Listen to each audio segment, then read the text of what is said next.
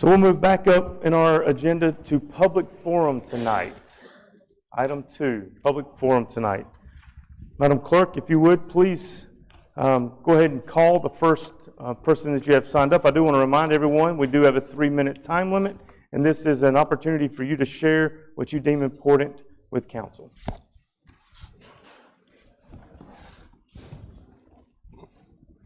Chairman and members of council, I call Thomas Erlingson. Thomas Erlingson.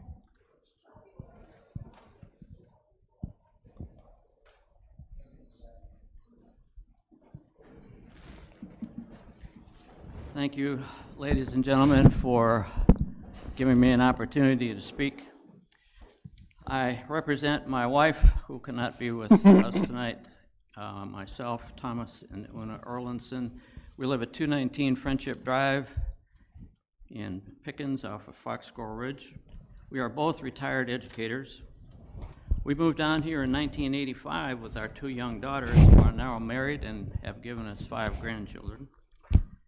Our good friends John and Marie Griffin, formerly from 6 Mile, South Carolina, we met in the service in the military in Germany, said when you get out of the service you got to come back to 6 Mile. I said, where is 6 Mile? Anyway, the selling points for Pickens County were 3. Friendly people, Pickens County schools, and Table Rock Scenic Highway 11, where there will be no 18-wheelers. I would like to speak briefly about the recent resolution concerning Highway 11. And it's my understanding that this is representative government and that you all represent the wishes of the Pickens County residents. One of your members went door to door off of Highway 11 recently, before this resolution of yours.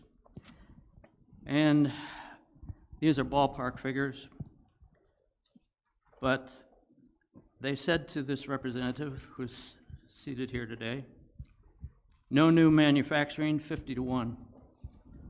No new commercial buildings, 3-1 against. No new subdivisions, 5-1 against. Seems to me, ladies and gentlemen, that you have ignored the wishes of these people. Aren't many people that come knocking on my door, I have to go vote. But when people come to my door and say, how do you feel about this? I would hope that that would be heard. The county resolution, as I understand it, was 50 feet buffer, 5 for, and 1 against.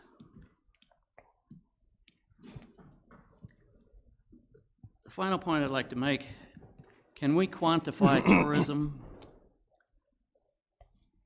My wife and I have been here since 1985 paying taxes.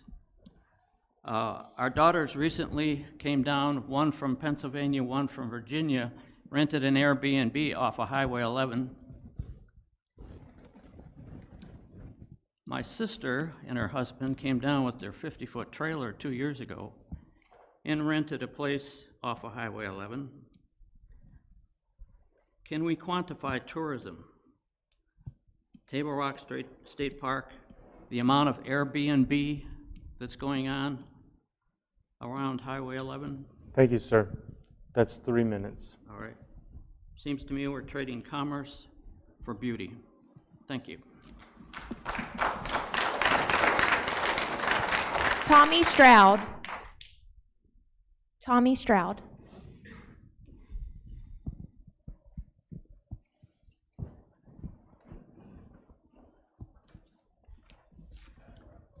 I'd like to bring to the floor of the Pickens County Council a recommendation to amend a law that I heard that y'all passed a 24-hour alcohol permit on county property. Is that true? If it is, I would like to suggest to the county council to amend that and to say, you know, we have youth that are using the youth for your facilities, and families that are using that community. And as Mr. Chris Wallace stated, that we need to preserve what we have here. That's why people moving here. And, you know, I don't mind people moving here, but let's keep our standards. Let's keep our family values. Let's protect our communities, protect our children, our grandchildren, our great-grandchildren. Let's protect our community. So I would like to suggest or present to the council if you could make an amendment to this to where they could not serve, have in possession of, or sell any alcoholic within 500 feet of one of our recreation buildings or the children's playground. We got team sports up there all year round, and this is for our community. And we have other communities that come in and participate also in the activities of these youth. So we got Girl Scouts, Boy Scouts, we got ladies that's got sewing groups up there. And I surely don't want nobody out in the parking lot participating in alcohol, getting soused or whatever you want to say. But as Mr. Lawless said, I would like to preserve our standards in our community. I've been living in that community ever since 1966, and that's the way it's been up there. We've had barbecues, we've had horse shows, we've had different events, and we didn't have to have no participation in any alcohol at all. So I would just like to suggest to the committee, if you could, to maybe amend that 24-hour policy stating that within so many feet, I'd like to say 500 feet, which is not that much, to protect our families, our youth, and our children. And a lot of traffic uses that facility. We have to go by that facility going to Greenville, Easley, and Pickens. So I like to protect our streets and our community. Thank you for your time. Thank you. Alan Quinn.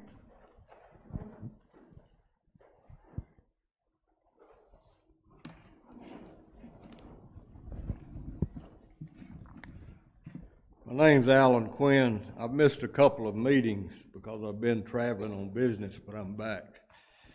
I want to welcome our two new council members, Chris Lawless, whom I know, and I know he's a good conservative man, and Miss Claiborne Linville, who is the first Democrat we have had as far back as I can remember. And I think that's a good thing for diversity. And you represent many liberals in the Clemson area. Believe it or not, but some have called me a liberal because I advocate for good jobs here in Pickens County. But I can assure you I'm not. Liberal is okay, but when you add progressive, as in liberal progressive, we have problems like we're seeing in Washington, D.C. right now. Liberal progressives support Agenda 21, 2030 agenda, one world government. That has never worked because it is socialism and communism. One of the tenets of that is called regionalism. That is where the states are divided into regions, like in South Carolina. It's the upstate, the Midlands, the lower state. Within those regions are regional centers like Greenville, Anderson, Spartanburg. The plan is they get the good jobs, increased tax base, and overall better life for their residents. They are also easier to control under the one world government scenario. That means that the smaller counties surrounding regional centers get the scraps they do not want. Examples of that is the Pancake Factory on Highway 123 that paid most of their employees $8.50 an hour when they moved here. And they recently proposed housing development of 1,200 slab houses. Neither helps our tax bases or provides good jobs for Pickens County residents. This has been happening for many, many years, but just now becoming increasingly obvious. Nikki Haley said when she was governor, it's like someone built a fence around Pickens County when it comes to economic development and good jobs. Now, in my opinion, our county administration leans liberal progressive. And some members of council do also, although you are Republicans. Also, in my opinion, being a member of Upstate Alliance, Appalachian Council of Governors and Alliance Pickens does not work, because they also have liberal, progressive leanings when it comes to regional centers and economic development. Chairman Bowers, Councilman Costner, you are on the board, along with Representative Neil Collins from Easley, who is the vice chairman of the Appalachian Council of Governors. And Neil Collins has publicly stated that it was not part of his job Thank you, to Mr. help with Quinn. economic Thank you, development Mr. in Pickens Quinn. County. It's been 3 minutes. Thank you. We can do better, gentlemen. Joyce Still. Joyce Still. Janet Silva. Janet Silva. Ken Smith.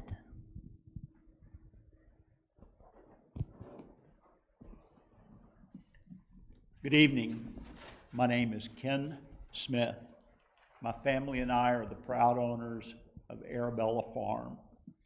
2 weeks ago, I reached out to each of you to discuss some serious issues that I have, not with Pickens County, but with Pickens County staff and their actions. I want to thank each of you that responded to my request. I'm here tonight because I want to introduce my family. We're real people. And going forward, it's important to me that we're not viewed as black letters on white paper. We are not what you will see on the internet or in newspaper articles that keep being repeated. The untruths were planted, propagated, and fertilized by Pickens County staff. This is my wife of 47 years, Sharon. She loves kids. She's been involved in the last 22 years with Tomasi DAR, not only with her time, but her pocketbook. This is my daughter, Heather. She has 2 teaching certificates. She's been a teacher here in Pickens County for many years, and the reason I'm so proud of her is she's a special ed teacher. This is my grandson, Aaron. Aaron's a student at Tri-County Tech, and he holds down 2 jobs to help pay for that part that's not in scholarships. This is my oldest grandson, Branson. He's about halfway through his private pilot's course and is projecting himself to be an airline pilot. I have 2 other sons that couldn't be here tonight. This is my pride and joy. This is Juliet Arabella. She's a member of the Pickens YMCA swim team, and I never miss an event that she swims in. Our family, about a dozen years ago, adopted her, and she has been the joy of our life.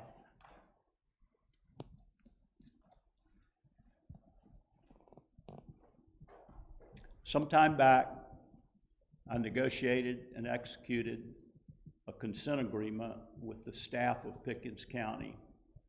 I negotiated that in good faith. I honored it in good faith. Thank you, Mr. Smith. That's 3 minutes. Thank you. Heather Johnson. Randy Bowers.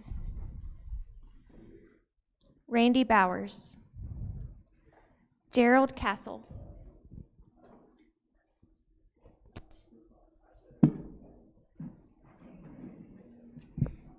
Thank you, ladies and gentlemen, council.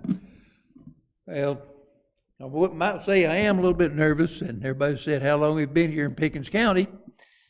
Well, I've been here 72 years, and I've seen some things right here lately that I'm a little bit disgusted at. And I'm sure there's many a citizen in here that will agree with me on the same thing. What we have in Pickens is a bad litter problem. And I realize it's not this, it's not the fault of many people in office, and it's only a small majority of people in the county that don't care or is not as proud to be somebody living in Pickens all my life as I am. Ladies and gentlemen, we need your help. This is awful. I'm sure there's many people that agree with me. You look up Cove Creek Road, it got so bad the other day that when we had all that rain, that water washed in and stopped up one of the pipelines. The county had to come out and dig them out and flush it out. There is solutions. And we know it's not the inmates' fault, but we could get these inmates out and let them clean these roads up. And hopefully try to get people in the county to restore themselves a little bit of pride and not litter as much. We got to all work at that. I have a solution. And the only solution I can figure out is with my vote. And I promise you, I intend to vote when council members come up. One of you members have been to my house, I'm sure you remember. And what I intend to do is encourage everybody in my neighborhood. I'm going to see everybody I can. Anybody that comes up for re-election, I hope they have an opponent, because I intend to vote him out, him or her, until this problem gets corrected. And then when you vote out 2 or 3, and the rest of them see it, the problem will be solved. I think you can figure it out. That's about all I have to say about the situation, and I really thank you for letting me speak to you. Thank you very much. Thank you, Mr. Castle. Jessica Berryhill Massey.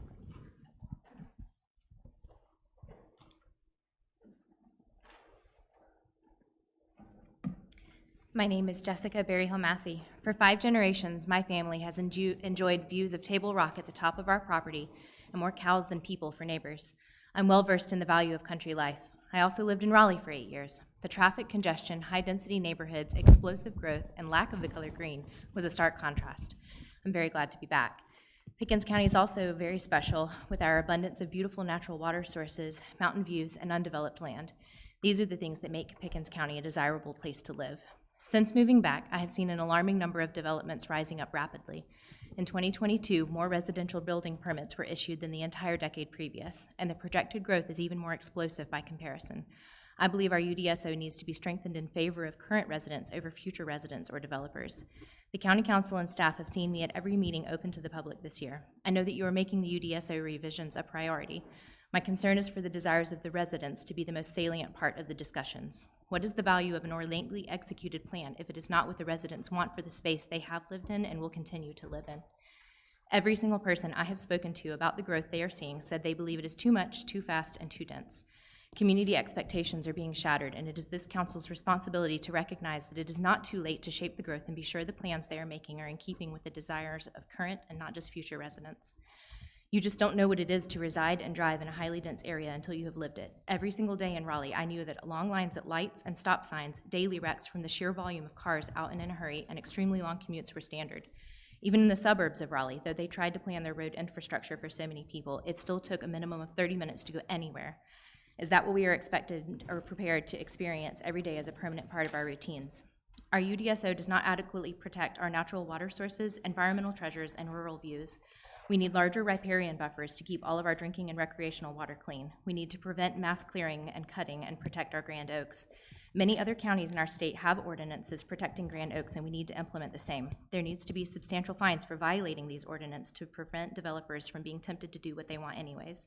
It would be a severe oversight to not do whatever it takes to preserve and maintain our ecosystems and water sources, especially as there is already a precedent for it and residents are asking for it. There needs to be increased accountability. Recommendations from traffic studies and planning commission need to be implemented before the first dwelling can go up. Buffers and plantings need to be in place before COs are given. Playgrounds, pools, walking trails, and community spaces need to be a priority, not just something developers have the ability to hold to the end and not follow through on if they run out of time, space, or money. We should introduce strong bonds to create this accountability. There needs to be county ordinance on the creation of HOAs so that there is a party with long-term accountability in these neighborhoods. We need to redefine tiers of neighborhood sizes so we can require amenities at certain break points. It should not be entertaining the notion of over 1,000 homes in one packed neighborhood without provision for serious community spaces. And we need to start creating city and county level positions that enforce the UDSO and are capable of giving Thank fines you, for Ms. Berryhill. violations. Massey. We need a It's been moratorium. 3 minutes. Thank And you. I thank you. And I give you props. That was a 5 minute that you got down to 3. So I give you props on that. Clay Poole. My name's Clay Poole, and I live on Linhart Road, and I was here at the planning committee meeting for the Linhart development that they had out there. And I see, looking at the internet, that y'all did pass a motion for a 6-month moratorium on that, with a possibility of a 90-day extension to that even, while y'all develop some, or relook at the UDSO, and I thank y'all for that, because what's going on out there, if the documents y'all use allows that and says that is the way it should be, then something's wrong with that document, because that document allows them to build houses 10 feet apart. Now, if you're living 10 feet apart, they got a 5-foot setback on the side of each one. If you put 2 side by side, that's 10 feet apart. If you catch a fire on one of them houses, it's gonna melt the siding off your neighbor's house. It's probably gonna catch your neighbor's house on fire. Then that's gonna get the other one on the other side of him. This is not safe. I don't know where these guidelines came from. They might be that way in New York City or someplace like that. Look at Chicago. Mrs. O'Leary Cow kicked over the damn lantern, and what happened to Chicago? The whole town burnt down. We don't want that here. So y'all revisit that UDSO. We don't mind them developing that land out there. We would love to have them turn it into mini farms like we have up across the street now. But don't let them pack it in there. Would you want your kids to live in a house that's 10 feet from somebody else? You talk about crime, they're gonna be playing loud music and somebody's gonna get to drinking, and then there's gonna be some shootings. This is not safe. It's not sane. We're in a rural area, and I think we should try to keep it somewhat rural. That's all I have to say. Thank you, Mr. Poole. Daniel Lee.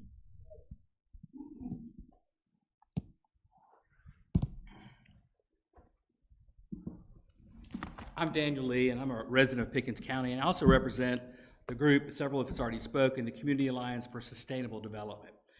I had the privilege of attending a working meeting of the Pickens County Council this past Wednesday. I was impressed and heartened by the presentation given by the planning staff, which outlined the strengths and weaknesses of the current UDSO, which is the County Development Plan, and as well as the pertinent and knowledgeable questions asked by all the county council members. It was very impressive. I feel like they have a grasp of these many issues that are at stake. And because these issues will take considerable time to hash out, and because development continue at the current and minimally regulated pace will have devastating consequences, we really support this moratorium. We hope that through the readings it will continue, and that there'll be time and effort placed to make these necessary changes. There were 3 issues that were brought up at that meeting that I wanted to touch on quickly. Sustainability was one that was brought up, and it was stated Wednesday, and also when I've talked to the Easley City planner, that it is more sustainable to crowd homes together on small lots, which saves on infrastructure costs and leaves more land open. That sounds good, but in reality, it only saves money for the developer. And if you drive through any of the developments in place now, where is the open space? It is the ugly retention ponds, the ravines, the wetlands, where they couldn't build anyway. When I hear open space, I think of a field or some woods where a child can run and play, where you can throw a frisbee or have a pickup ball game, or an elderly resident can walk their dog. You can't find that or do that on a 5,000 square foot lot. Developers have gamed the system. We need to specify that open space is a certain percentage of the buildable space. Trees. Currently, developers in this area just bulldoze every tree and they plant some saplings someplace on the development. It was suggested that preservation of grand oaks should be voluntary and that regulation would be difficult. You've no doubt heard the saying, the fox guarding the henhouse. And remember, those are the same folks giving our neighbors that wonderful open space. Charleston County has had a grand oaks ordinance for many years. It hasn't stifled growth. They're the fastest growing county in the state. It is enforceable. And I have it all written here. I'll hand it out to you, their regulations, their ordinance. Traffic studies, this was also discussed. And But I think the big thing is we need to give traffic engineers big parameters. They have to have a minimal 5-mile radius around these developments. If you give an engineer narrow parameters, it's going to give you narrow conclusions. And we need broad conclusions, a broad open outlook. And to tie this all together, not one certificate of occupancy should be issued until all the road improvements are made. Every plant is planted, every tree is preserved, and the open space is what it is meant to be. Thank you. Thank you, sir. Gary Stansel. Gary Stansel.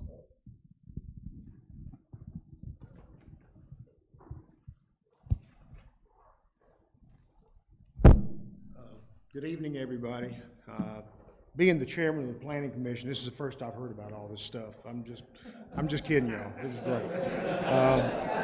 But I'm not here tonight to talk about zoning or highways or anything like that. I'm here tonight to speak to the council about something not nearly that exciting, and that's the landfill. And so the landfill, the Pickens County landfill, I want to ask you to look at extending the hours or opening it on Saturday mornings at least. If you look at the current hours of the landfill, and litter's already come up, there's certain items you can't take to the recycle centers. They have to be taken to the landfill. The current hours are 7:30, I think, to 4:20, Monday through Friday.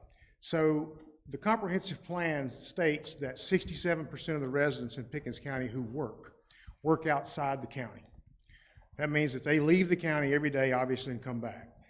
Now, the Bureau of Labor Statistics also says that 82% of the people in the United States, and I didn't get data for Pickens County, it's got to be in the ballpark, 82% of the people in the U.S. work Monday through Friday. So even the 33% who are working in the county, 82% of them, if you use those numbers, are at work when the landfill's open. And obviously, if you're working outside the county and you're working Monday through Friday, the landfill is a no-go for you. Now, I've checked with Greenwood, Anderson, Greenville, Spartanburg, and Oconee. All of their landfills are open on Saturday at least a half a day, with 2 of them being open, the 2 biggest counties, Spartanburg and Greenville, being open all day. There's certain rules also in the brochure that are a little bit confusing, frankly, to me, about you can take large loads of debris too easily on Saturdays. But it doesn't say if you can use a trailer over 10 feet. I got a few trailers, but the one I bought that's close is 12 feet, and I'm a rule follower, so I don't want to go down there and get in trouble because I got too much stuff. And I think as that's something the county council can do, is look at that, see what the impact would be. From what I understand, the county hired 3 new litter enforcement officers recently. Is that, yes, did we not? 2, okay, just 2, I'm sorry, just 2. But if citizens are confused about where they can take their solid waste, then you know where it's going to go. And as a property owner, if you walk around the back of your property and you got any land, the worst thing you can run up on is a pile of shingles. It's absolutely like, oh my God, what am I going to do with these now? And you think that all the other counties in the area are doing it. I don't know what makes us special that we think that the landfill shouldn't be accessible to all the citizens the majority of the time. I appreciate y'all's time. Thank you. Thank you, sir. Melanie Ruhlman. Good evening. My name is Melanie Ruhlman. I'm a water resource specialist. I'm also the contracted watershed manager for Easily Combined Utilities. And I'm here tonight at the ECU Commission's request to urge you to include provisions for protection of riparian buffers in the revisions to your Pickens County Land Development Ordinance. Since 2016, I've been engaged with ECU and work with over 20 cooperating partner organizations, including Pickens County, to address water quality impairments in the upper Saluda watershed above Saluda Lake related to sediment.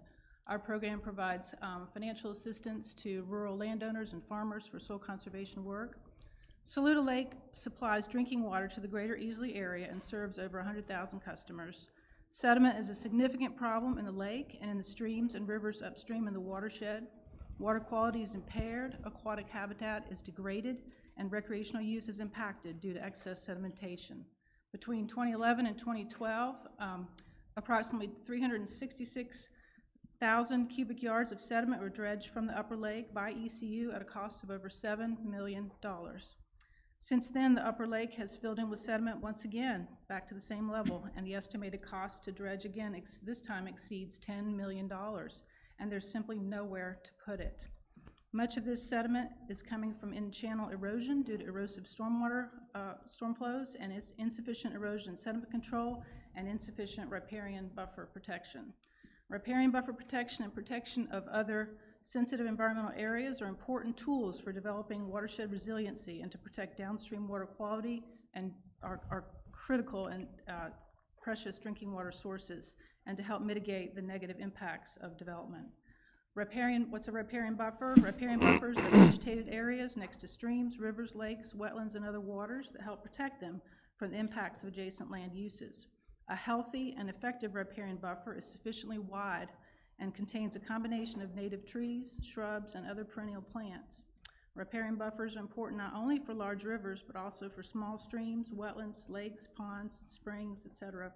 And they provide many benefits, including water quality protection, stream bank stabilization, prevention of loss of land. This is a big one. We are spending 6 figures to try to put streams back together on very small sections of streams, where this could have been prevented from better land use protections upstream. Prevention of downstream sedimentation due to erosion, as I mentioned, the lake, filtration of pollutants from stormwater runoff, floodwater storage, groundwater infiltration. The benefits go on.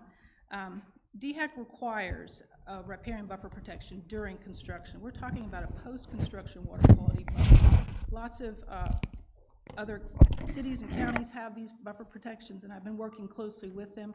I'd be glad to provide y'all some other recommendations, this and some other, I really wanted to emphasize the buffers, but I'm glad to provide Megan some written recommendations. Thank you. And Thank any you. other information that I can provide. Thank you. Mr. Chairman and members of council, this concludes the public forum. Thank you, ma'am. That takes us to item 3 on tonight's agenda, which is approval of minutes. I'll ask for a motion approving the minutes for the December 5th, 2022 regular council meeting and the January 3rd organizational meeting. Do I have a motion and a second? Motion. I have a motion. Do I have a second? I have a second by Councilman Lawless. Any discussion? Hearing none, all those in favor, please signify by raising your hand. Councilman Wilson, I guess, is abstaining. Item number 4 on tonight's agenda is the administrator's report. Mr. Roper. Thank you, Mr. Chairman, members of council. I appreciate this opportunity to update you on a couple of things going on with county council staff. The first is to review. You remember a couple of Saturdays back, council spent some time in a work session. And in that work session, you talked about goals for the coming year. I left those notes that you took, kind of the synthesis notes from that meeting. I left those on the wall and invited county staff to come by. We've been about the business in the last couple of weeks, as you instructed, trying to figure out a way to find common themes and threads in those goals for the year, so we can put that in a manageable package that we can motivate staff, keep staff on point, make sure the staff is doing the things that county council sees as its vision for the coming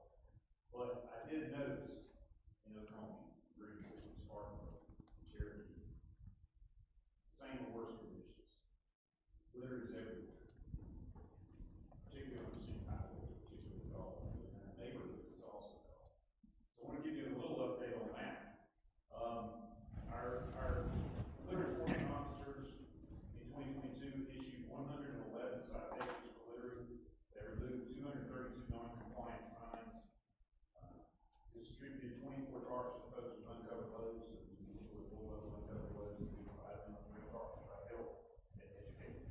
Total fines collected through our enforcement efforts were $10,122.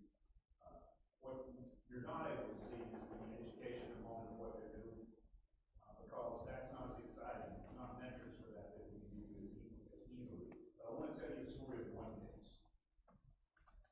That would be the Pickens County versus Floyd Arnold Kemp. Floyd Arnold Kemp drove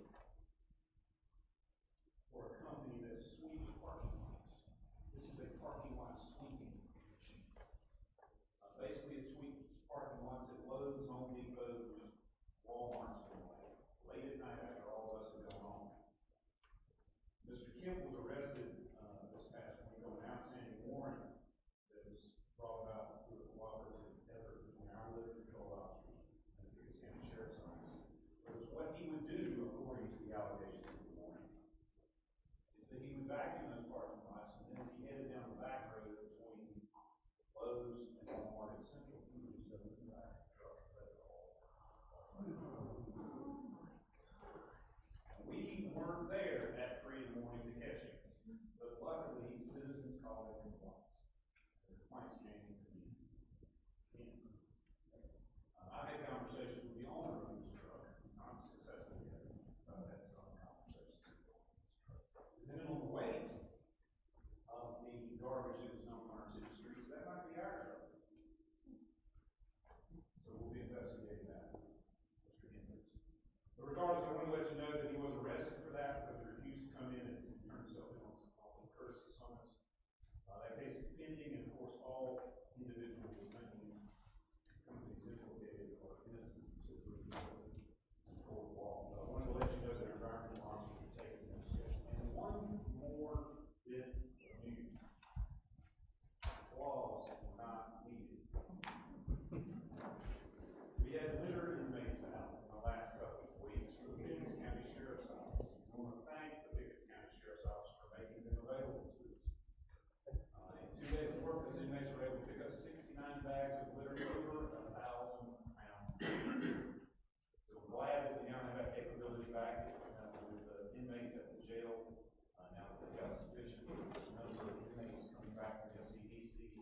Thank you, council, for giving us permission to offer the incentives that likely are needed to get SCDC inmates located in Pickens County.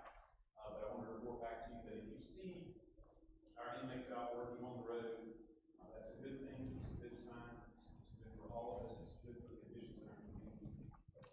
As Mr. Castle so wisely said, the inmates are not the answer, they're just dealing with problems. So we've got to continue our education efforts. Thank you for what you've done so far, we're making progress. Members of council, any questions on my mentions? Anything for Mr. Roper? Chairman, I have some Mr. questions. Shada. On December 5th, the council approved changing the name of the county jail to the C. David Stone Pickens County Law Enforcement Center. When will that sign be put up and that building dedicated? We do not have a date at this time. I can tell you based on some feedback from you all, I inquired with the sheriff's office. We'll manage to check with you to make sure you're on track for that. We'll update you since we have it. Okay. As everybody knows here, most people know that the county owns the Haygood Mill, but leases it to the Haygood Mill Foundation. So I have 3 questions. The first one is the foundation received, or was pledged $100,000 by the state to put doors on the pavilion. Now, the Haygood Mill Foundation has asked us to donate money as well. Has the foundation determined what the cost of the doors are going to be? If so, what's the status of getting the price and a contractor for those doors? Do you know? I don't know the cost, and the reason I don't know the cost is because we do not have submitted to the county yet the architectural drawings for those doors. Okay, so the Haygood Mill Foundation has to give you the drawings in order for you to put it out for bid? Latest news we have is that they have those drawings. They just haven't been supplied to us yet. This was as of Friday, but we have offered to help facilitate this. We're going to handle the bidding and the project management for this to try to get it done. Okay. So weeks, months, or goes out to bids? If it goes out to bid, you'll be talking months, but single-digit, small number months. Okay, good. In August 2021, the county gave the foundation $25,000 to build 10 glamping sites. Now, it's the start of 2023. Right. Are those sites been built? What's the status of those sites? They've been partially constructed. I had our staff go down and meet with the Haygood Mill folks who are operating the facility just a couple of weeks back to check on that. They have some permitting work they still need to do. So we're going to assist them in every way we can with that, but they have not been completed. Okay. One final thing, too. I got some questions about the cotton gin. Who owns the cotton gin at the Haygood Mill? So the cotton gin at the Haygood Mill, we can't locate on our side any records of why or who donated it, and did they donate it to the foundation or did they donate it to the county? But we did follow up and have been assured that the gin is still in the Haygood Mill Foundation's possession. It has not been sold, it is just in storage. We're going to continue to try to resolve that issue. Okay, one final thing is, I asked for a tour a month or two ago for a few departments. One was the vehicle maintenance, public works, roads and bridges, and building maintenance. Can we schedule that in the next Sure, few weeks? absolutely. Thank you. Mr. Chairman. Vice Chairman. Mr. Stansel, thank you for bringing that up in public forum. I had a question about that. He was talking about the hours, and that's something that we looked at when we kept changing them around to try to please everybody. The problem we ran into was that we didn't have the money to be able to pay all the people to fix the hours. However, he brings up a really good point on the Saturday morning stuff, because I get calls about that, mostly from family members, but I get calls about that same sort of thing.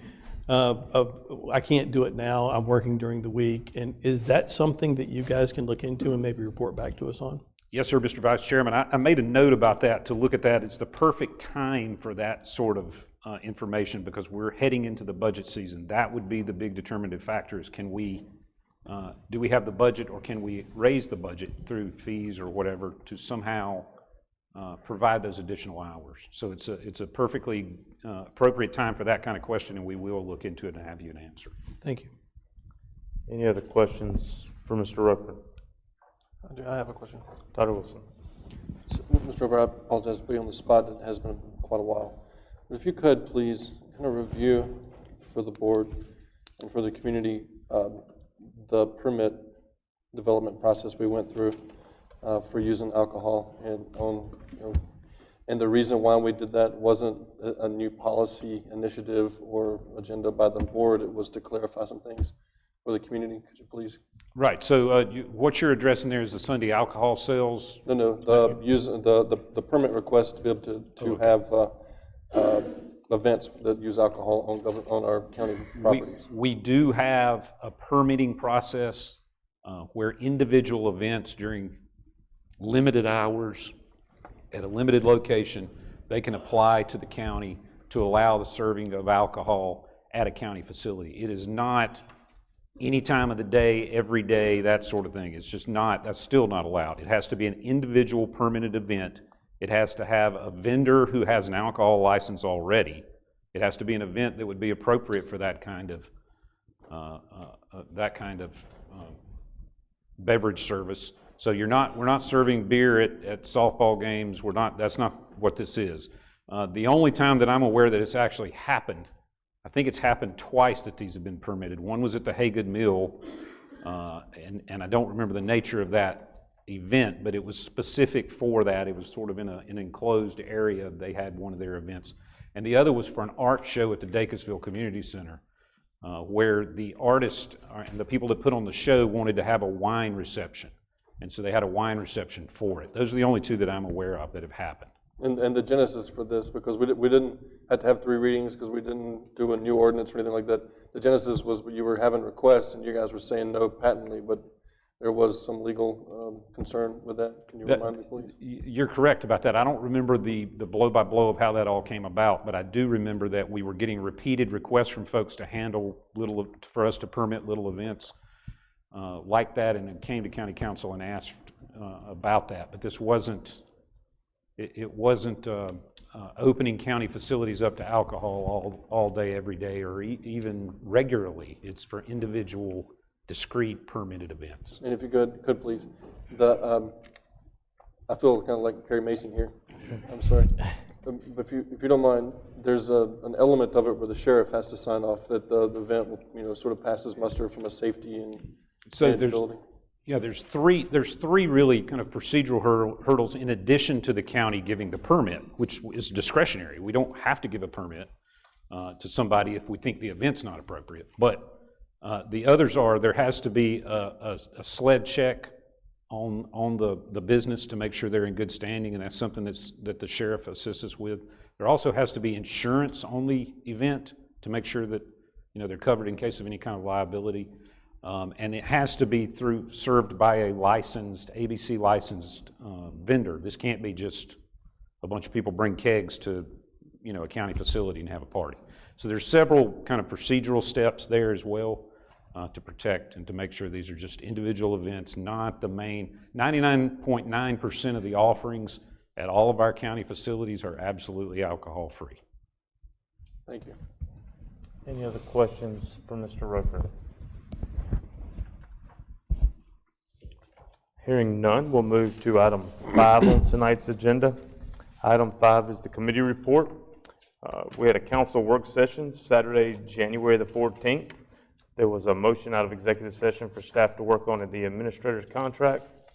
This item is on the agenda this evening to be discussed in executive session. Next up is the committee of the whole meeting that was held on Tuesday, January the 17th. Vice Chairman Costner made a motion for a 6-month moratorium with an option to be extended out 90 days to be moved out of committee and for staff to provide recommendations on the development size. Motion was seconded by Henry Wilson and carried unanimously 6-0. This motion comes as a recommendation from the committee, so no second is required. Any discussion? Question. Yes, sir. Before we vote on it, do we vote on the moratorium, but we don't have the details of it? Do we need that before we actually vote? I believe our attorney here has some information. Mr. Chairman, after the committee meeting, I went ahead and wrote a moratorium pursuant to the discussion that was in the committee of the whole, and I've got it here for your perusal. One of the, I've got a copy here about it. One of the things about moratorium is that you must comply with some limitations. Council requirement follows limitations. And one of those limitations is that it has to be temporal. So you have to have a certain time it has to be fixed. In this moratorium, the motion was that it's 6 months with the possibility of extending it for another 30 days. Case law says that that's appropriate and that passes muster a fixed temporal time. 90 days. 3 months, yes. In addition to that, Mr. Chairman, there has to be a nexus with what council is doing. And you also passed a motion to review the UDSO for changes that it might need. Part of the resolutions here, whereas clauses here, speak to the growth that the county is having, and our UDSO needs revision to regulate that growth in an appropriate manner for the present and the future. The other issue, which I put a number in here, and I'm certainly the council needs to discuss this, is the size of the subdivision, basically, that you're passing a moratorium on. I put in here anything greater than 99 homes. I'll tell you where that came from. Council spoke to major subdivisions that were disruptive of traffic and requiring significant infrastructure uses. 99 homes is the standard that the Department of Transportation uses when they require a significant traffic study to be done. So that seemed appropriate with what council's wishes were, but that number is in here, it's 99 homes. That's certainly nothing that was said at the committee of the whole, but you asked for staff recommendations, and that's where that comes from. It also excludes anything that's already passed or permitted. If you permitted somebody to start a subdivision and they're working on it, and you pass a moratorium so you can't do it anymore, I would be in court and would not like the outcome of that suit. So we exclude anything that's already passed. We've also noted the pending ordinance doctrine. Pending ordinance doctrine means that this moratorium starts today. So while you have 3 readings of this ordinance, the moratorium actually starts today. So it reverts back to today, should council pass it. And I'll be glad to answer any other questions. So this does meet the spirit and the legalities behind, so the spirit of what council's wishes were in the committee meeting, and then legally it is a sound document, meets all the requirements. Discussions on this moratorium. I have a question. Dr. Wilson. So the planning staff had recommended we start at 10. And the implication being that 10 and under is highly unlikely to have sustained impact on traffic or utilities and other infrastructure. The gap between the 10 and the 100 feels to me, if all things were perfect, an area where the Planning Commission would be an ideal entity to hear the proposals for the neighborhoods and determine whether or not there's a significant long-term strategic impact associated with traffic and whatnot, and to determine whether or not up to 100 they could go forward. That feels to me like the natural place for whether or not the moratorium would apply. Is there room for that? Is there a way that we could do that? Is there an effective way to do it? I mean, you're basically asking folks to come in and pre-pitch their permitting and to get an assessment from the planning folks. To do something like that, our UDSO would have to cover it, right? So is there terminology in there that would make that less vague and maybe more specific than the way that I've just described it? Yes. As I understand your question, you want to know if we could change the moratorium so that it said any homes, any subdivisions that people apply for between 10 and 100 homes would be subject to approval of the Planning Commission. We would need to have criteria that the Planning Commission would be given to make a determination. If you have a set number, and that's very clear to staff and the Planning Commission that if it's less than 100 homes, the moratorium doesn't affect it. If it's 100 homes or over, it's affected. It's certainly prohibited by the moratorium. So council will need to be very careful on the direction that they gave the Planning Commission on homes, on subdivisions that have homes between 10 and 100. Is it possible? Yes, it's possible. My suggestion is if the council wants to go down that road, then you have 2 readings to amend what's here. This is clear. Okay? So 100 homes or above, there's moratorium. If you want to add additional language, I think that would take some a thought process on how language could be written. I wouldn't want to give you language tonight. So the document you guys give us that sort of did a heat map of the development, the 2 numbers that stood out on that map to me were 18 near the lakes. So ostensibly a relatively larger house type development around the lakes for high dollar, and then 48 was the next number that stands out for me. So and then after that it was 75 plus all the way up to 2,500. I guess the question for me is if it would be untenable to let the Planning Commission determine, then can we find some compromise between 100 and 10, based on that heat map, like 48, somewhere around there. My concern is if you get too small, you cut out all growth and opportunity for carpenters to make a living in the county and people to do things on their own property. But there's a point there where the development intensity is of a scale where it's likely to be, highest bidder from the region that comes in here with crews to do the work for, a D.R. Horton or somebody like that. That's the scale and intensity of development that we seem to be wanting to do something about. So to me, the question is 100 right? So I have a question then. So, I mean, I get exactly what you're saying, but are there not already safeguards that are in place for any development? I mean, I get it, we're working to fix this. And I'm looking at the heat map now that, and all the development's happening down here, and we're all worried about up here where there's nothing happening. Right. Is it a geography thing that you do, or is it there you could look at that aspect of it too. I mean, I can be persuaded to change the number, but I mean, it's like we're an arbitrary number that we're pulling out of the hat. I at least like the fact that he said that's based on the, who? DOT. DOT, yeah, I got DHEC in my head right now for some reason, but the DOT. That's based on their guidelines. But I also don't want to create this unintended consequence of somebody jumping in and going, okay, let's do a bunch of them at this size, you know? Yeah, just do a smaller section of something that's going to be the seed for a larger development. A phase. Right, yeah, phase 1 of 73.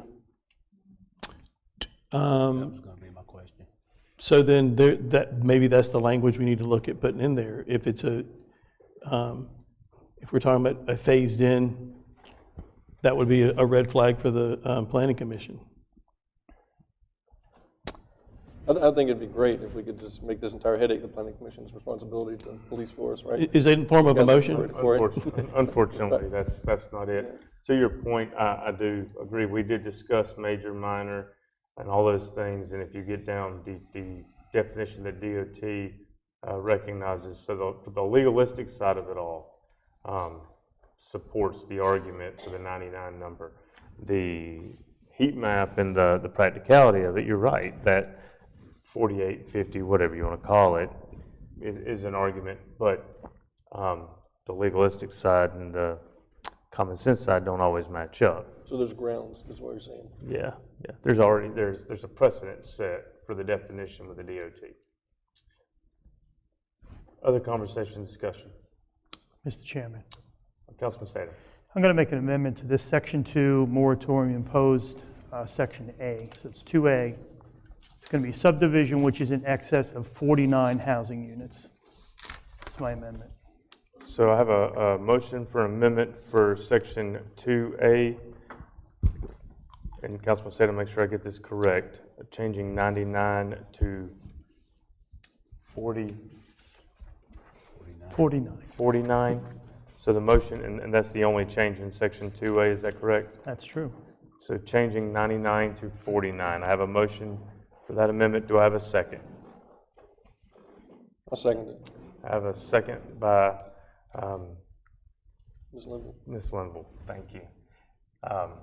There's two primary issues here. One issue is the amount of houses that get built, and the other issue is how close they're together.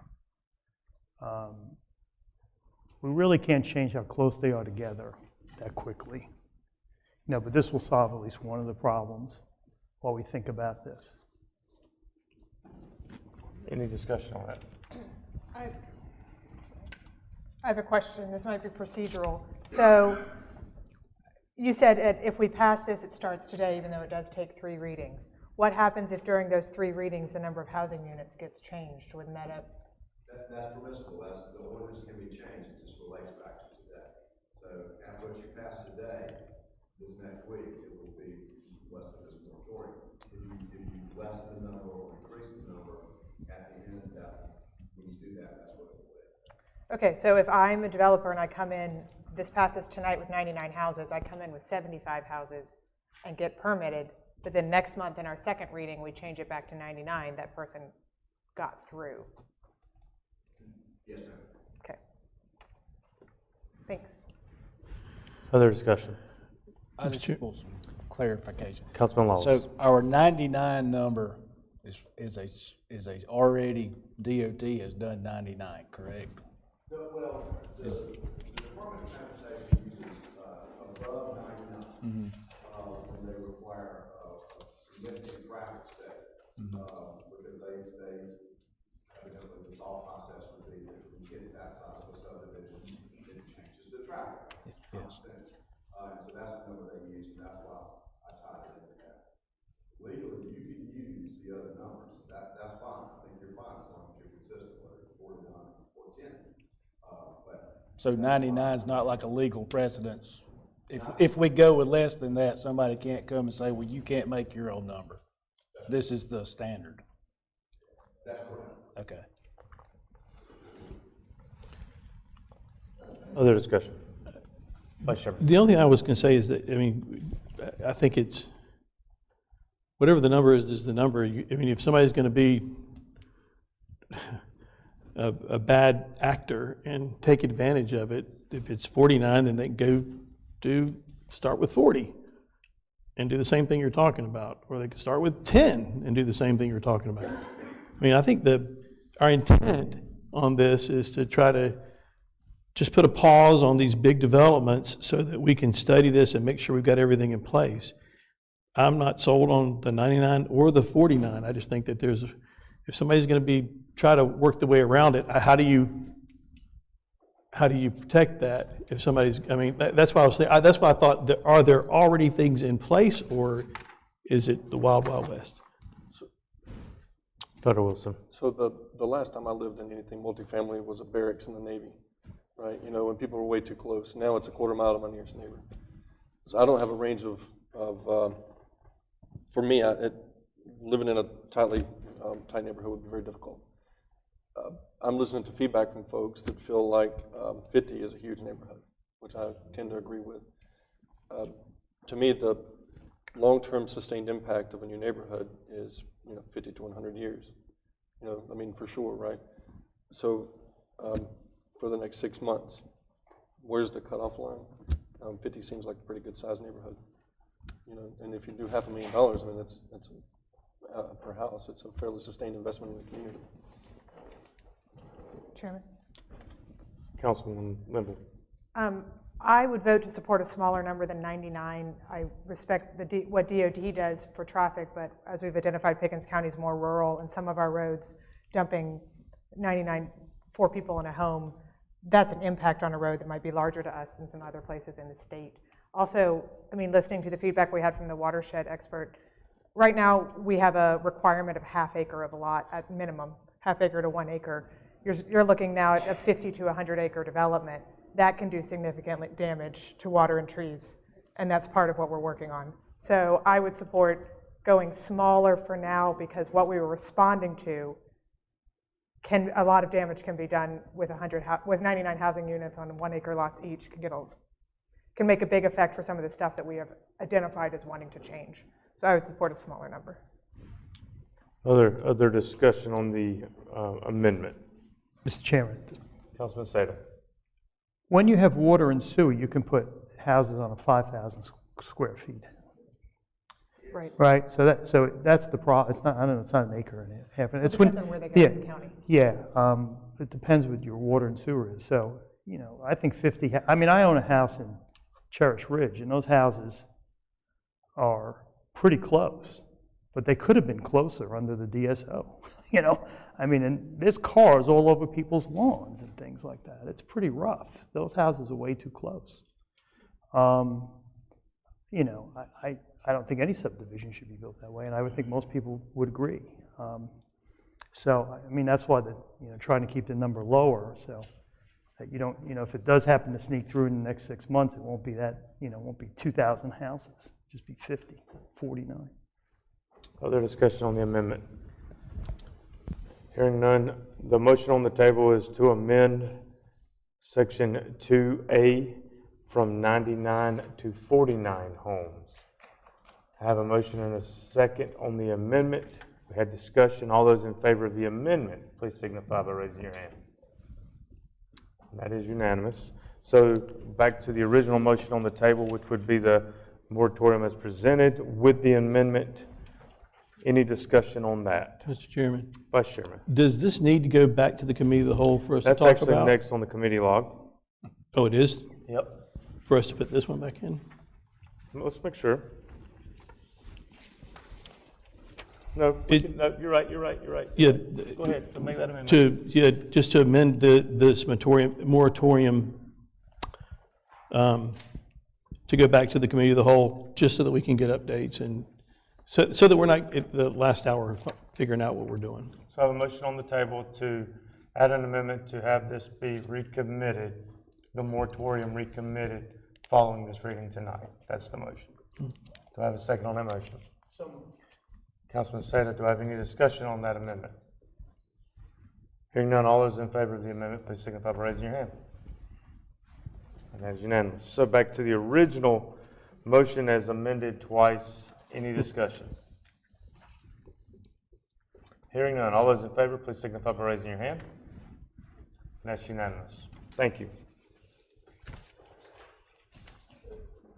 All right, next up on the committee log was, I made a motion for the first reading in title only to amend the UDSO and return to committee for further discussion. Motion was seconded by Vice Chairman Costner and carried unanimously. This motion comes as a recommendation from the committee, so no seconds required. Any discussion on first reading in title only of the amended UDSO? Mr. Chairman.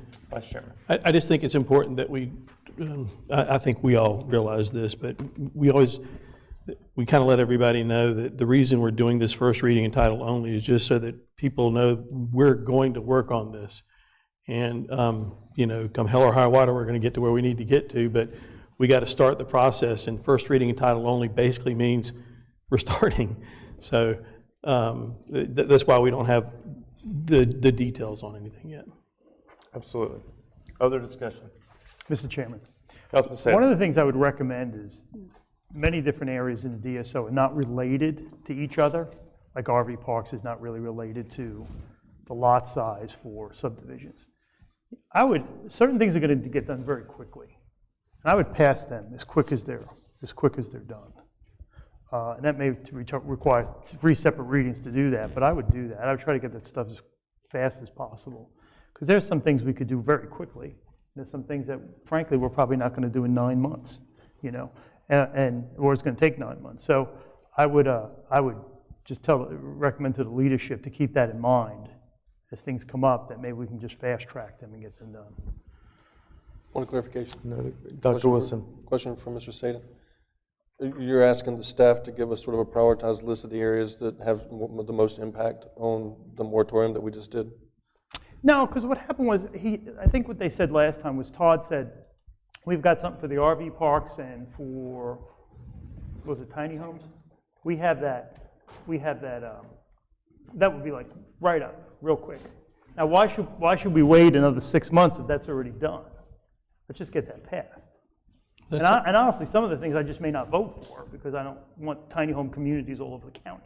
So, I'd like things to be separate where I may like something else and not like that. So the more we break this into pieces, that's what I'm thinking, because some of the stuff will be done quickly, some of it won't. Some of it may make sense, some of it may not to everybody. If you have it as one big package, it's going to be like, be a tough vote. Vice Chairman. Mr. Sade, I think you're right in the sense that when we're in the committee, any of us can make a motion and a recommendation to start the reading of something. So as we have those conversations in the committee of the whole, we can start peeling away at the onion and doing those things that are, or I'll use another term, the low-hanging fruit that we can do. But that would be a function of making the motions to the committee. By the same token, it takes 3 readings to amend any ordinance, and either way, you have to start the process of those readings, which is the spirit of the first reading tonight. Dr. Wilson. Just to make sure I understand, some of the things that Ms. Linville was discussing about overlays in different areas, there's such a sustained infrastructure discussion associated with those. Those are the kind of things that would take us, at a minimum, the majority of the 9 months, just to get right. So we accept from that process for the long-term strategic piece, other elements of it, and push them through so they can get out there and start having an impact. That's what we're talking about here. Okay, I think folks would like to see that. And another point, and there's no secret to it, we just voted on a moratorium, and that's a first reading, and it'll take 3 readings for that. Part of the spirit of that moratorium is we are legitimately working on this document that's stated in there. It's talking about development in the county. This is a measure that goes with the moratorium measure. It is stating that we are working on this. We do want to see this through. It's not something we're going to drag our feet on. We're taking it seriously. I think it's important to note that as well. Any other discussion? Hearing none, all those in favor, please signify by raising your hands. That's unanimous. Thank you so very much. I had nothing from the council work session on Wednesday, February 1st. Item 6 on tonight's agenda is going to be council correspondence. Non-essential county offices will be closed on Monday, February 20th in observance of the President's Day holiday. The committee of the whole meeting will be Tuesday, February 21st at 6 o'clock in the main conference room of the admin building. The next council meeting will be held on Monday, March 6th at 6:30 here in council chambers. Are there any other correspondence that need to be announced tonight? Hearing none. Motion period new business. We're now at our time for motions or new business. Is there any motions or new business to be added at this time? Hearing none. We've already covered item 8 tonight. Item 9 would be ordinances for second reading, which we have none. Item 10 would be ordinance for third reading, which we have none.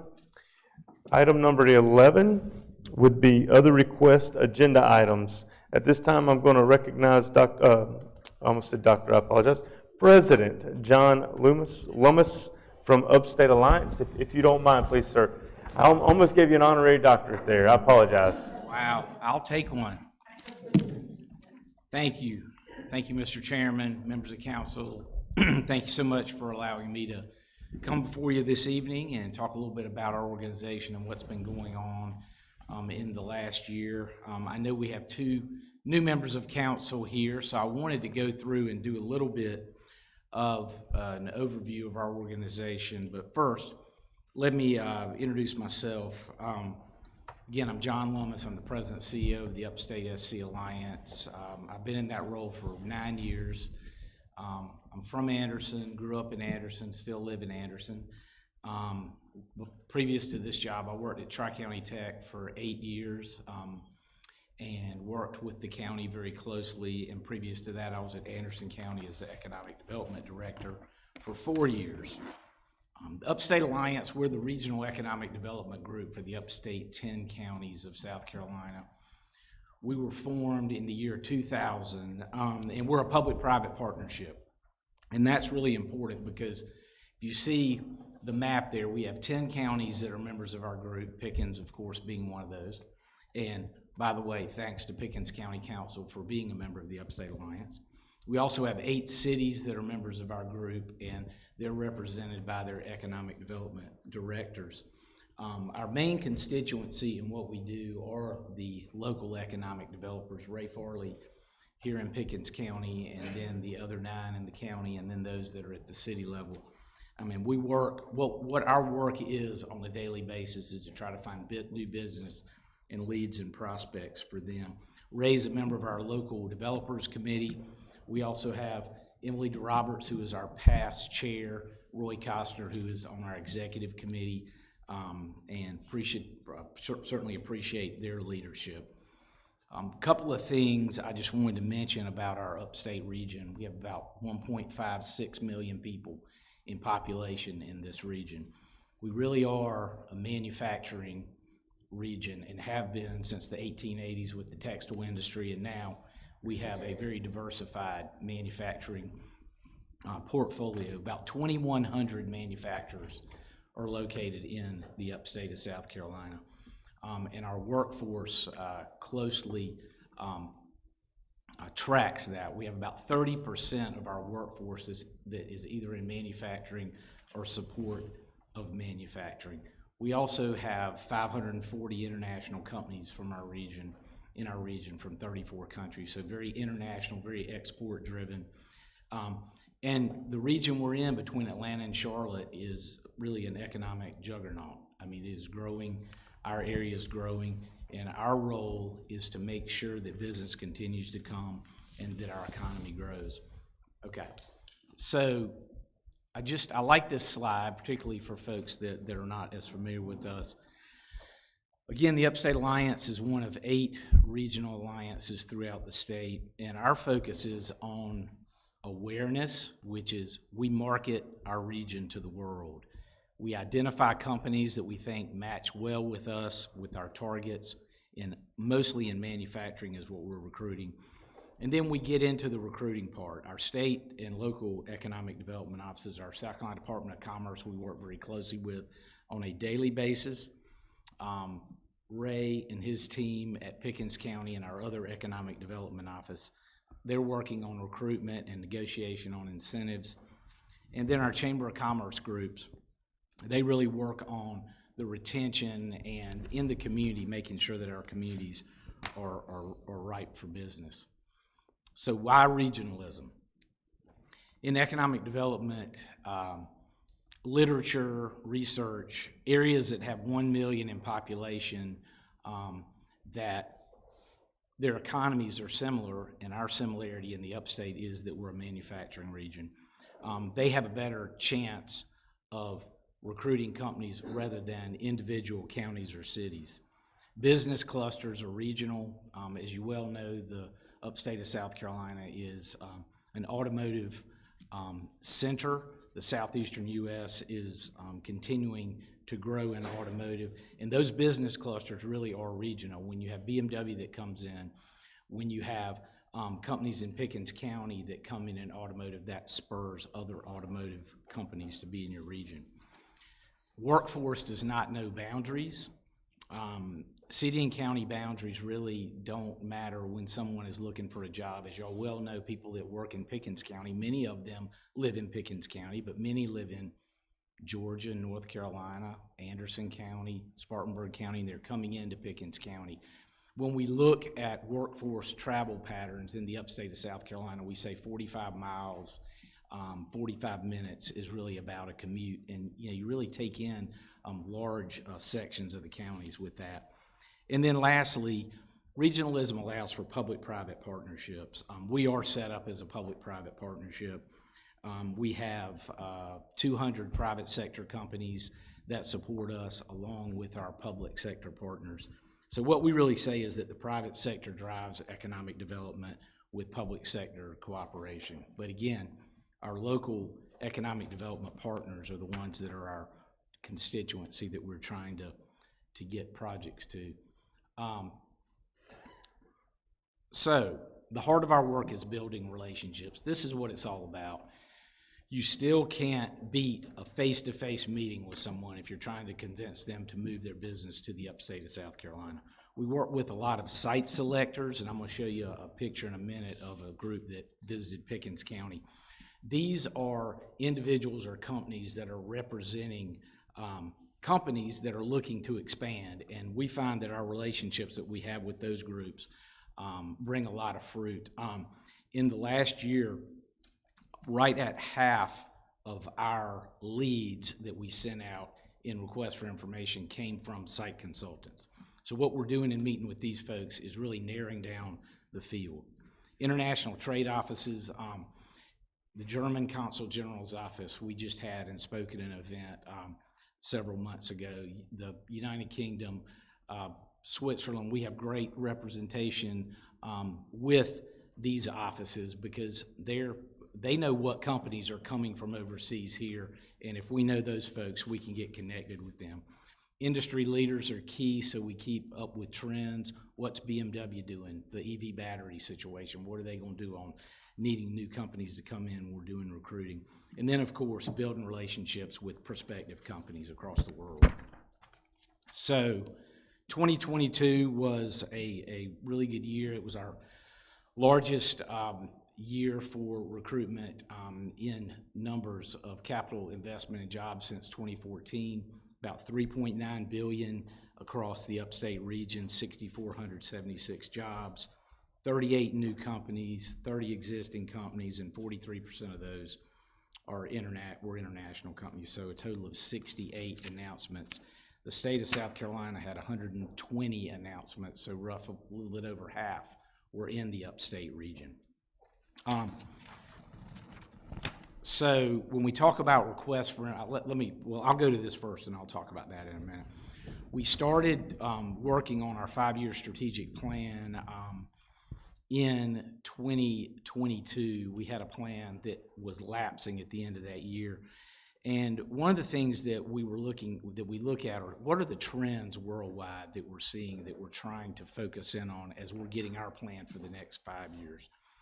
As all of you know, I don't say that word anymore that starts with a C, but I will say post-pandemic. Post-pandemic communications have been fundamentally altered. The way people work is different. You have Zoom meetings, you have Teams meetings.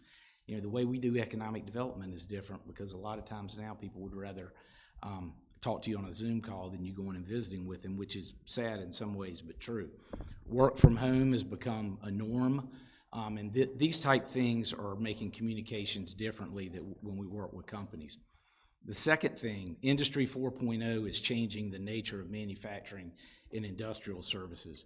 Artificial intelligence, robotics, all the companies in Pickens County and through the upstate are beginning to use these, and we really need to focus on that if we're going to be able to recruit the industry of the future. Third trend, environmental, social, governance, diversity, equity, inclusion have been rising in prominence across the world. And we've really seen the biggest impact of that from companies interested in sustainability and clean energy. Those are the biggest questions we've had from companies thus far. But again, we just need to know that these forces are out there. Workforce and talent are critical site location factors. They continue to be that. Always is the number one question, where am I going to get my workforce when when a company comes in and talks with us? And if it's not their number one question, they're probably not a real company or a real prospect. Growth creates pressure throughout the region. I've heard a lot of discussion tonight about growth and different things. You know, we really need to look at that because our area is growing and we need to look at infrastructure solutions moving forward. And lastly, change is a constant in global markets that influence decisions about global value chains. You've seen worldwide, you can't get construction materials, you can't get materials to use in manufacturing.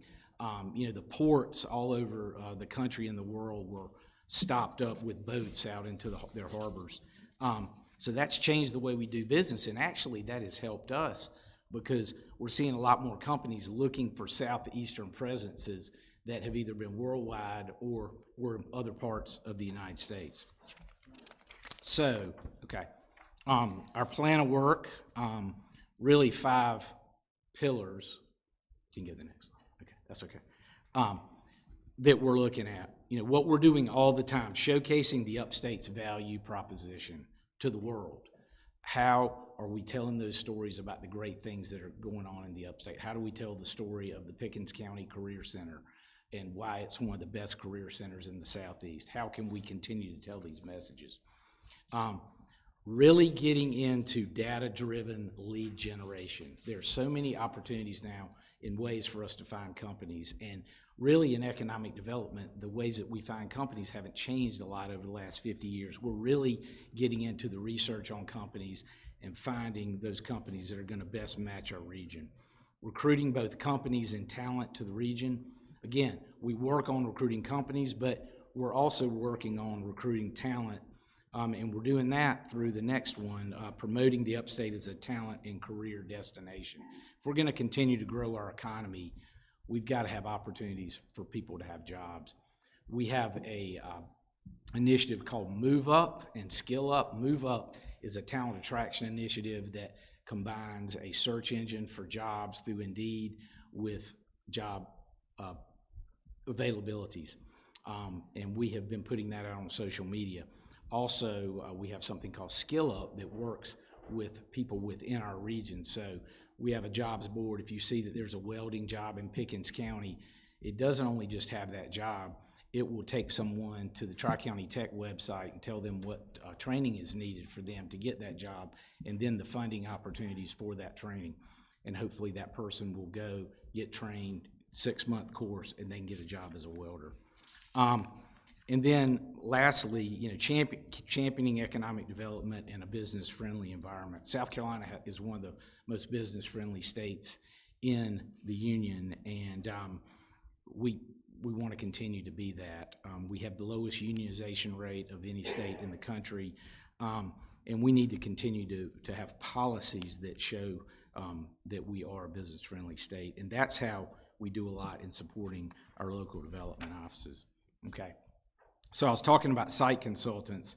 You can see Ray and I are the goalposts on this picture, but we had a group of 6 site consultants that came to the upstate. We showed them all around, showed them businesses, talked to our local economic developers, and we went to TaylorMade and toured. So these were 6 national site consultants that learned about Pickens County and the upstate and how we can make the best golf balls in the world right down the street.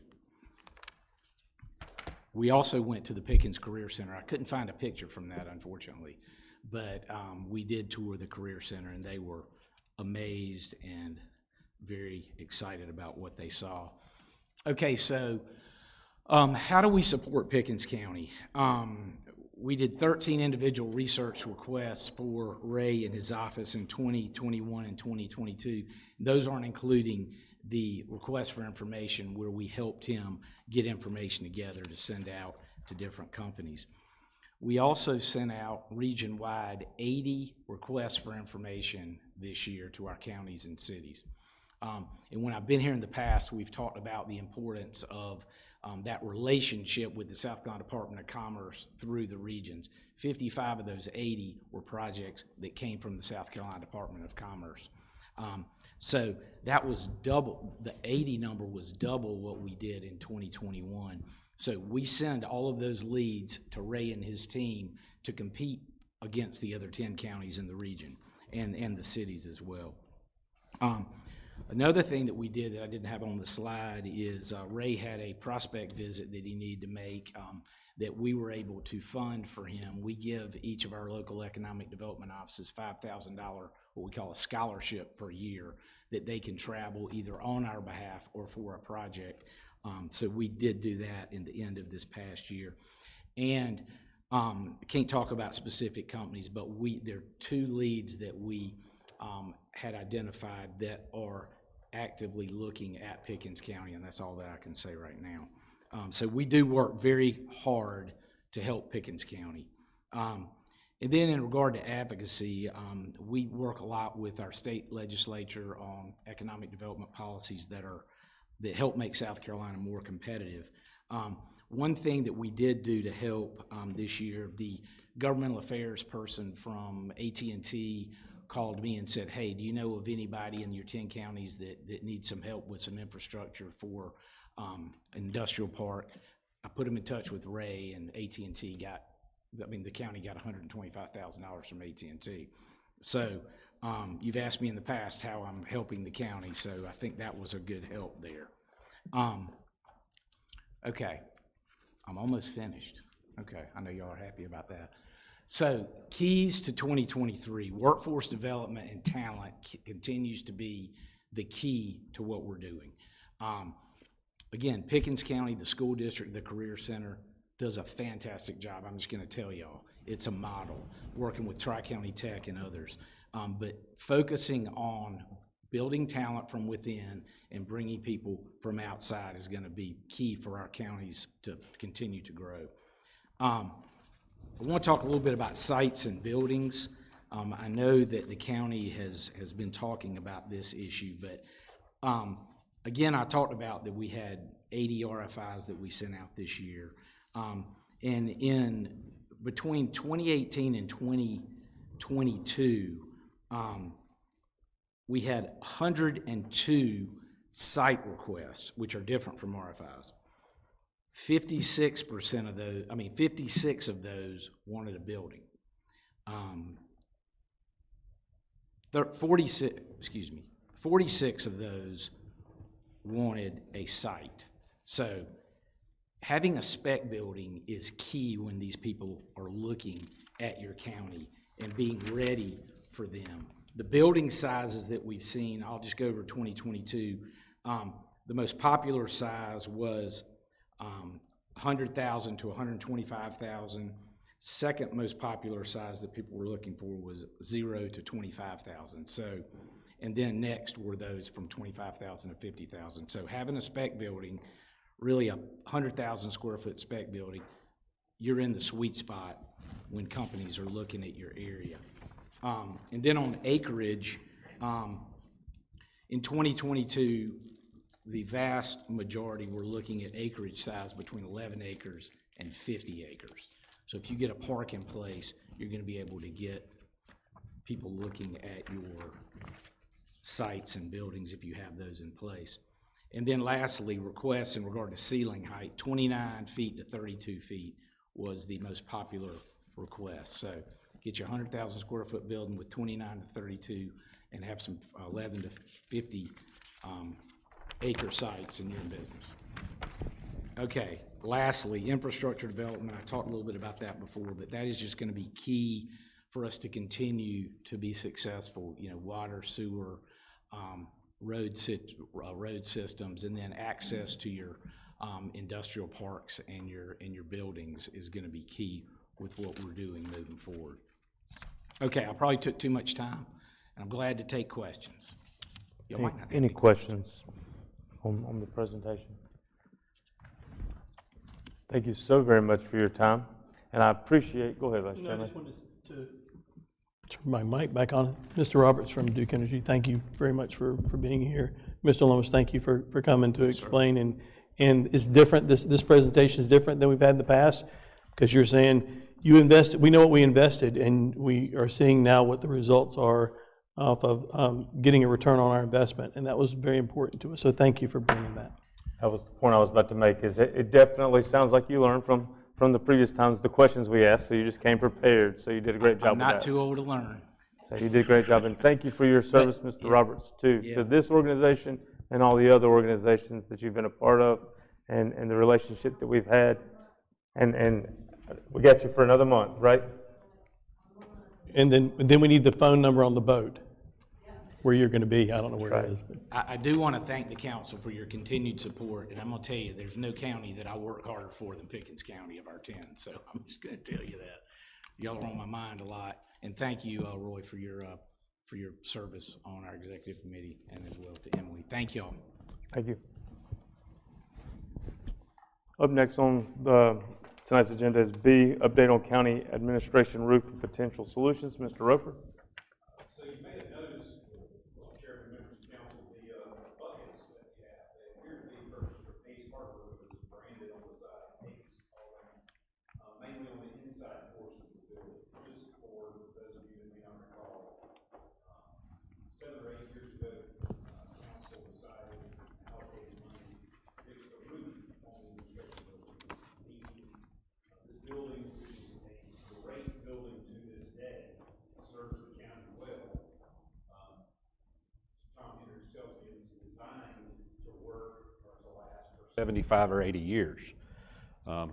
But the roof is not holding up at that rate. So we don't want to go back and just do what we did before, which is put it out to bid, get a roofer here, have a roofer come up with a solution on site, and install that solution. Instead, seeing the track record we have, we need to have this engineered. We need to have an engineering firm come and look at this, tell us what the problem is, tell us what the solutions are, something we can bring back to you all. So in order to do that, an engineering firm was asking to do some work, some goodwill work for us, and I had him get on the roof here a couple of weeks ago and come back with a cost estimate, which we'll have to handle this through our procurement, but just to give a ballpark figure, to have an engineer actually come back with an opinion on the proper way to fix this roof and do it right, they tell us will be $20,000. So they ask for tonight, members of council, is that we go ahead and allocate that money from fund balance. So this won't come out of an existing account, existing department. This will be $20,000 from fund balance so that we can have an engineer look at the roof, give us recommendations, something we can act on and rely upon. Vice Chairman. Mr. Roper, so how long ago did we buy this roof? It was basically the conversation started, I think, 8 years ago, but it was 7 years ago when it was installed. So in 7 years, our roof has failed? Yes. Actually, less than that. In 6 years, we've been patching and doing what we could to keep it going So in the meantime. the person or the company who installed the roof, was there any life expectancy beyond 7? Yes, there was a 20-year warranty on the roof. Okay, so are we exploring getting our money back from this roofer? Because I would rather do that than take money out of the general fund. Well, not only that, but not only exploring it against the roofer, because we've had the roofer back multiple times on service calls trying to get them to make it right. We've also, he continued to blame the company that made the materials. So we've had the company that made the roofing material come out and give us an assessment as well. But the way that that would shake out, and I would point you to your county attorney for this more specifically, is they're not going to just give us money, and we can't wait for the judicial process to play it out for us to get this engineering work done. What we would need to do is expend the money and then sue them for that money if it was the appropriate thing to do. Then I would make a motion to allocate the funding and sue them for to get it back. So I have a motion on the table to allocate the $20,000 and then start legal proceedings for a suit. You said it a lot nicer than I did, but yes. Do I have a second on that motion? Second. Second by Dr. Wilson. Discussion. Hearing none. All those in favor, please signify by raising your hand. That is unanimous. Thank you, council members. Item C is consideration of technology transparency upgrades in the admin building and source of funds. That'd be you, Mr. Roper. Yes, Mr. Chairman, thank you, members of council. One of the things that I've heard from many of you and from many members of the public is frustration with some of the technology in this building. As we've looked at potential solutions on that, another issue has presented itself. 2 months ago, I don't know if you recall, but someone came and vandalized in the courtyard and busted the glass out right here in the lobby area. We actually had a camera that points in that direction, but the camera was not of sufficient quality or technology to actually be able to learn anything, and so we don't know who did that, and we had to just replace it. Since then, we've had 3 county vehicles parked on that side of the building that had their catalytic converters taken while they sat on county property. So we also have a camera aimed out in that direction. And it was unable to provide sufficient clarity to give us any leads on that. Pickens City and Pickens County Sheriff's Office both responded here in the last couple of weeks to try to help us investigate that. So we know we have technology deficiencies. We know that those technology deficiencies are creating transparency issues. For example, Mr. Chairman, just 2 weeks ago, you were very pointed in your comments to me that why can we not broadcast what's going on in main conference room? Why can we not do that for the public? Well, it's a limitation in the technology we have. Why can we not broadcast on these televisions that are outside in the lobby for overflow crowds? It's limitations on the technology we have built in. Why are we not able to live stream from different locations? We can only live stream from this building. Limitations on technology. So several weeks back, I asked Robert Furr, our Director of Information Technology, to come back with a plan on how we could upgrade both our security camera system and also our delivery of information to the public.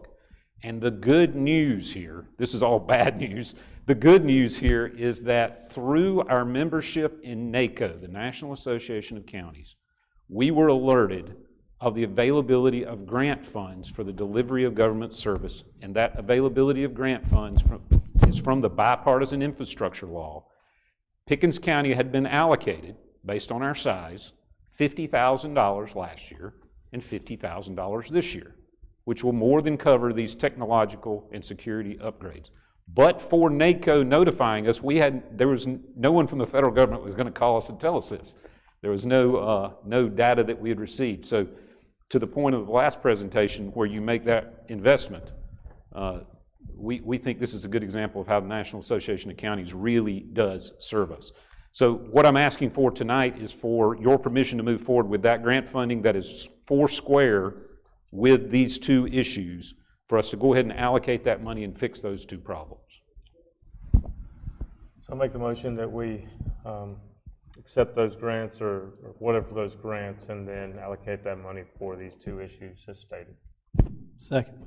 Discussion on that. Hearing none, all those in favor, please signify by raising your hand. That is unanimous. Thank you, Mr. Chairman and members of council. Thank you for the opportunity to find grant funding there and looking outside the box. That saves taxpayer dollars here locally. Item 12 on tonight's agenda is the consent agenda, where we have no matters. So item 13 will be executive session for boards and commissions for ACOG and the Beautification Committee, and then proposed contractual matters, Project Charlie Echo, the administrator's contract, and a legal briefing on the Ariel Mill / Bailey bill. Do I have a motion that we go into executive session for these items? Motion. I have a motion. Do I have a second? Second. I have a second. Any discussion? All those in favor, please signify by raising your hand. And we'll return after our executive session. Thank you all.